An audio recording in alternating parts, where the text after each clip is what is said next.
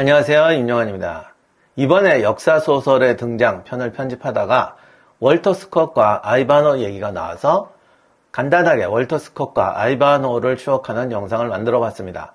사실 편집하려고 사진들을 찾아봤는데 이번 영상에서 못 써먹어서 아까워서 월터 스콧은 정말 중세 역사소설, 아더왕이나 로빈 후드 이야기, 중세 기사 영웅담 이런 거 좋아하시는 사람 아니면 이제는 아는 사람도 없을 것 같아요. 그러고 보니까 내가 이거 좋아하는 게 이유가 있거든요. 스토리 자체가 딱 밀떡과 역떡 이야기네요. 먼저 영상에 넣고 싶었던 월터 스콧의 유적을 소개해드립니다. 영국인들에게 최고의 인기 관광지라고 알려진 것이 스코틀랜드의 에딘버러입니다. 도시의 건물 60% 이상이 유적이라고 하나 그래요. 여름에는 방을 못 간다고 하더라고요.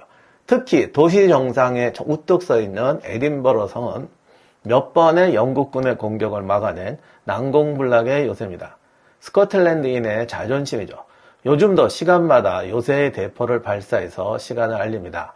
이게 시간을 알리려는 건지 자존심을 이렇게 뿜뿜 하는 건지는 잘 모르겠지만 아무튼 에딘버러 성에 가면 수백 년 동안 이 성이 어떻게 싸워서 어떻게 이겨냈는지 쫙 자랑스럽게 전시하고 있습니다. 에딘버러 성에 대해서는 나중에 소개하기로 하고요. 이 성에서는 에딘버러시를 360도로 조망할 수가 있습니다. 그러다가 이상한 건물이 하나 눈에 띄었어요. 저게 분명히 사람 사는 건물도 아니고 교회도 아니고 탑도 아닌데 탑인가? 어차피 그때 시내 구경을 가기로 했기 때문에 궁금한 건 못 참으니까 일단 저 탑을 목표로 가기로 했습니다. 성을 나와서 내려가는 길에 아주 멋진 동상을 하나 봤습니다. 저 정도 동상이면 거물이 틀림없는데 누구냐? 처음에는 아담 스미스 동상인가 했어요. 그때 우리가 한참 아담 스미스 국부론 세미나 하고 있어가지고 머리에 아담 스미스가 박혀 있었거든요.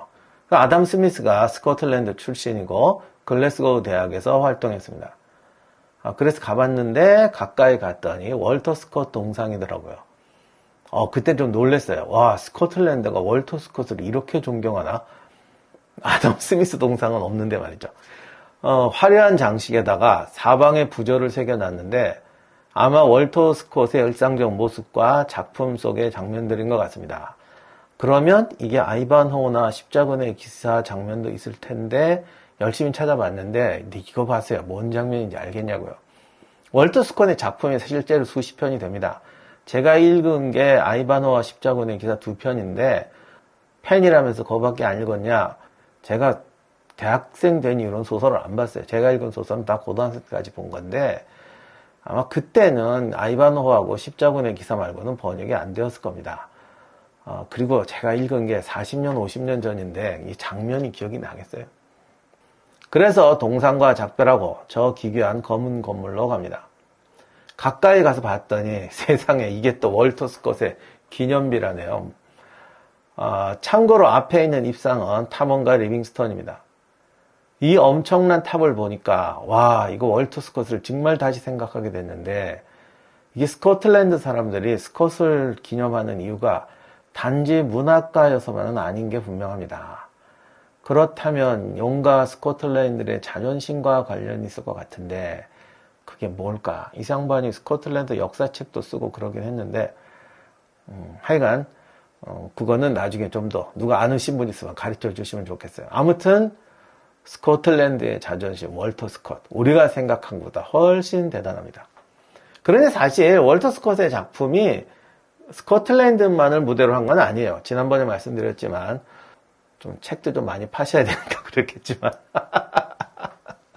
처음에는 스코틀랜드 모델이었지만 결국은 영국적인 작품으로 바뀝니다. 그 대표작이 아이반호죠. 영화로도 만들어졌는데 1952년 작품이 제일 유명합니다. 로버트 테일러가 아이반호의 역할을 맡았고 아이반호의 연인인 로이나 공주 역은 조앤 폰테인이 맡았죠. 조앤 폰테인도 이 정말 명예의 전당에 올라있는 할리우드 전성기의 탑급 여배우인데 이 영화에서는 유대인 상인의 딸로 아이반호를 짝사랑하는 레베카 역을 맡았던 엘리자베스 테일러에게 완전히 밀렸죠.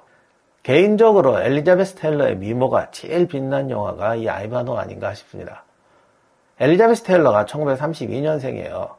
제가 고등학교 시절에 엘리자베스 테일러 유명했죠. 뭐 세계의 미녀라는 얘기는 우리도 다 듣고 자랐는데 그래도 이분이 저희 어머니 뻘이잖아요. 그래서 우리 세대의 책받침걸은 이제 브룩 실즈, 피비 캐츠, 소피 마르소 이 세 공주였고 로미오와 줄리엣으로 유명했던 올리비아 하세도 우리보다 10년 연상이라 좀 그랬죠.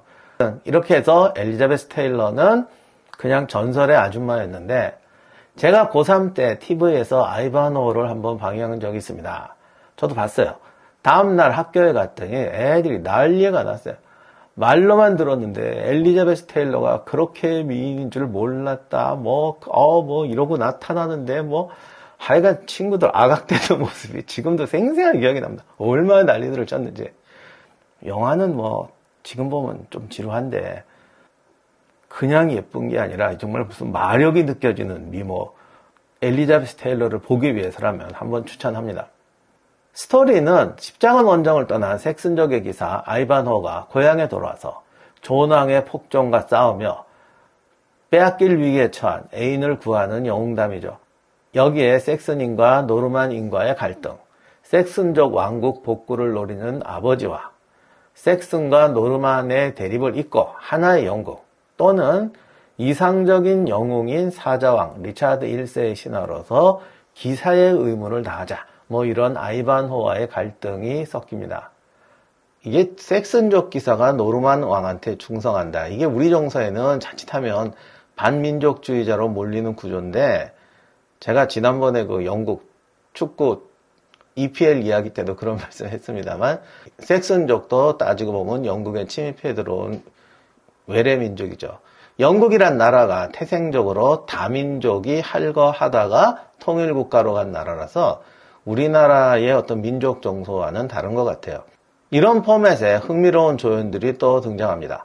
헉슬리라는 가명을 사용하는 로빈 후드, 로빈의 부하이자 괴짜 깡패 승려인 터키, 그리고 흑기사로 변장하고 등장하는 압도적인 카리스마의 리처드 1세.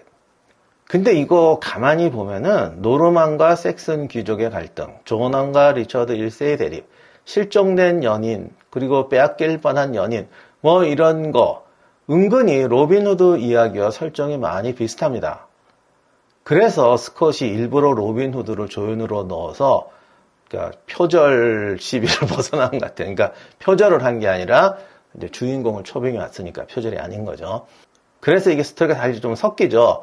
케빈 코스터너가 주연한 영화 로빈후드의 마지막 장면에 숀 코네리가 분장한 리처드 1세가 탁 등장해서 스토리를 싹 평정합니다. 모든 문제를 딱 해결하는데 이 마지막 장면이 사실 아이반호우하고도 중복됩니다. 그러고 보니까 이 포맷이 참 괜찮은 포맷인 것 같아요.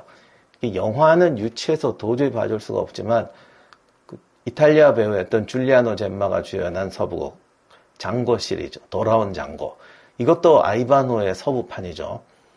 남북전쟁에 참전했던 장고가 실종됐는데 애인이 악당한테 협박받고 이러는 거, 전쟁터에 나간 연인이나 남편이 실종, 집에서 기다리는 연인, 그 사이에 추근되는 악당.